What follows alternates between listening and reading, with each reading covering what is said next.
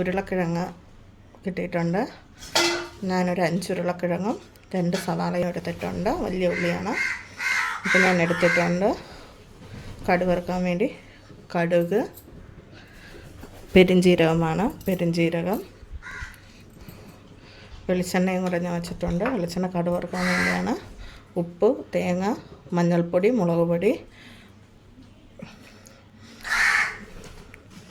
വെളുത്തുള്ളി, കറിവേപ്പില. അപ്പോൾ നമുക്ക് ഇത്രയും സാധനങ്ങളാണ് ഇതിലോട്ട് വേണ്ടത്.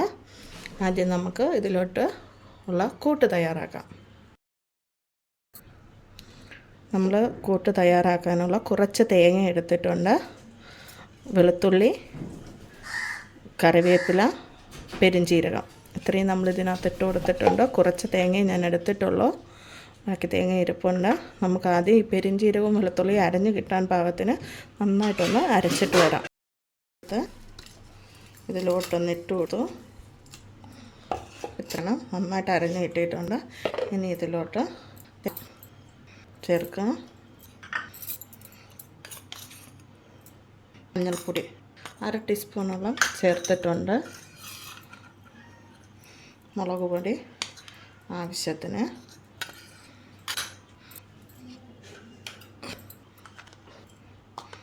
ഇനി നമ്മൾ നല്ലതുപോലെ ഒന്ന് കുഴക്കണം. അപ്പോൾ കൂട്ട് റെഡി ആയിട്ടുണ്ട്. ഇങ്ങനെ ചെയ്യുമ്പോൾ ടേസ്റ്റ് വളരെ കൂടുതലാണ് കേട്ടോ. കുറച്ച് തേങ്ങയിൽ എല്ലാം നല്ലതുപോലെ അരച്ചെടുത്തിട്ട് ഇതിൽ ചേർത്തെടുക്കുന്നതാണ് ടേസ്റ്റ് കൂടുതൽ. ഇനി നമുക്ക് പാചകത്തിലോട്ട് പോകാം.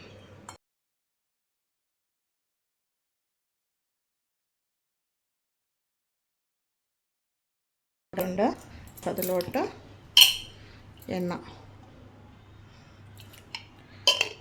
എണ്ണ ഒഴിച്ചു കൊടുത്തു.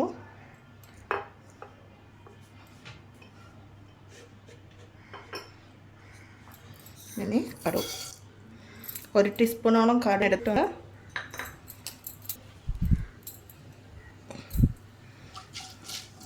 കറിവേപ്പില ഞാൻ അതിലിട്ട് അരയ്ക്കുന്നത് കൊണ്ട് ഇതിൽ കൂടുതൽ ഇടുന്നില്ല. 1-2 ഇടുന്നുള്ളൂ. ഞാൻ അരപ്പിൽ ഇട്ട് അരച്ചെടുക്കാറാണ് പതിവ്. അതാ ടേസ്റ്റ് കൂടുതൽ കേട്ടോ. ഞാൻ ചെയ്ത രീതിയിലൊന്ന് നിങ്ങൾ ചെയ്ത് നോക്കണം.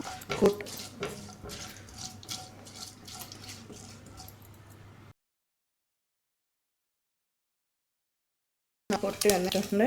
ഇതിൽ നമ്മൾ വൃത്തിയാക്കി വെച്ചിരിക്കുന്നു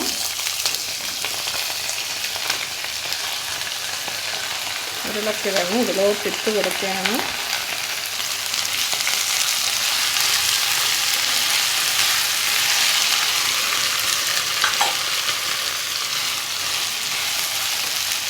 ഇതിലോട്ട് കുറച്ച് മഞ്ഞൾപ്പൊടി ഇട്ട് കൊടുക്കണം. പാകത്തിനുള്ള ഉപ്പ് നമ്മൾ കൂട്ടിൽ ഉപ്പിട്ടിട്ടുണ്ട്. അതുകൊണ്ട് കുറച്ച് ഉപ്പ് മതി. ഇതിൽ ഉപ്പാവുന്ന രീതിക്ക് മാത്രം. ഇനി കുറച്ച് വെള്ളം.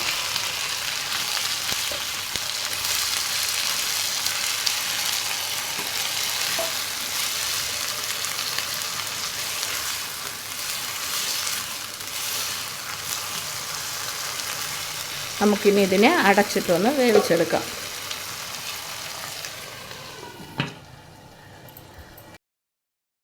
കൂടുതലായിട്ടുണ്ട്. നമുക്കിനി നമ്മൾ നേരത്തെ ഉണ്ടാക്കി വെച്ചിരിക്കുന്ന കൂട്ട് ഇതിലോട്ടിടാം. ഇട്ടിട്ടുണ്ട്. ഇനി നമുക്ക് നന്നായിട്ടൊന്ന് ഇളക്കി യോജിപ്പിച്ച് കൊടുക്കണം. ഈ രീതിക്ക് നിങ്ങൾ ഒരിക്കൽ ഒന്ന് ചെയ്ത് നോക്കണം. വളരെ ടേസ്റ്റാണ്.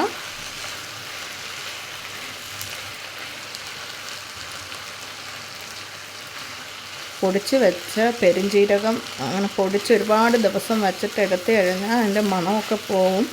ഇതേപോലെ കൂട്ടിന് ആവശ്യമുള്ളപ്പോൾ മാത്രം എടുത്ത് പൊടിക്കുന്നതാണ് നല്ലത്. ഞാൻ പെരുംജീരകം പൊടിച്ച് വയ്ക്കാറില്ല. ഇനി നമുക്ക് ഇതിലോട്ട് കുറച്ച് വെള്ളം ഒഴിക്കാം. കുറച്ചുകൂടെ ഒന്ന് വേവണം. ഇനി നമുക്ക് അടച്ചിട്ടൊന്ന് വേവിച്ചെടുക്കാം. നമുക്കൊരു 10 മിനിറ്റോളം ഇതൊന്ന് ചെറു തീയിലൊന്ന് അടച്ചിട്ട് കൊടുക്കാം.